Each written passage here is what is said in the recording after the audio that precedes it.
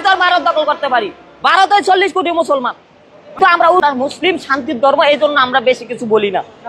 अच्छा हमको सिखा रही। বলি দাদা, ভালোই স্বপ্নদোষটা ধরছে তোমার, সমস্যা নাই। একজনের স্বপ্নদোষ ধরছে 4 ঘন্টায় ইন্ডিয়া দখল করবো, কলকাতা দখল করব, আর তোমার 6 ঘন্টায় তুমি ইন্ডিয়া দখল করবা। মানে যাতা, মানে যাতা চলছে বাংলাদেশটা, একদম যাতা করে রেখে দিছো তোমরা গুলা, বুঝছো নি? পুরো বাংলাদেশটা যাতা করে রেখে দিছো। আর 2 দিন ধরে তোমার পাকিস্তান বা মানে দেখলা তো কী সব করলো।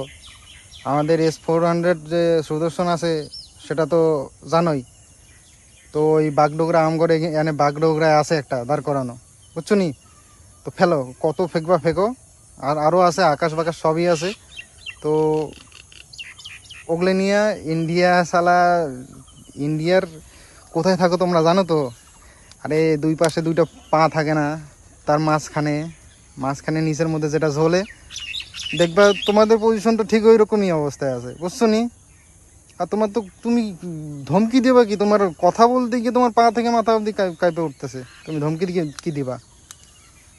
তো কইতেছি এসব মানে গান্ডুপান্তি ছেড়ে ভদ্র হয়ে যাও, কাজে লাগবে একদিন।